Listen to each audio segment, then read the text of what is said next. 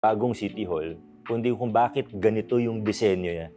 Una, gusto natin magkaroon ng City Hall na safe, na well-planned, na maganda. Isang beses nga lang natin gagawin to. Pangalawa, gusto natin i-maximize yung economic potential ng complex or compound na ito. 8 hectares po ang City Hall complex or City Hall compound natin. Hindi naman lalaki na ito. Ito na yun. Tanggalin natin yung mga dead spot. I-maximize natin yung mga underutilized areas. Gandahan natin para efficient yung paggamit.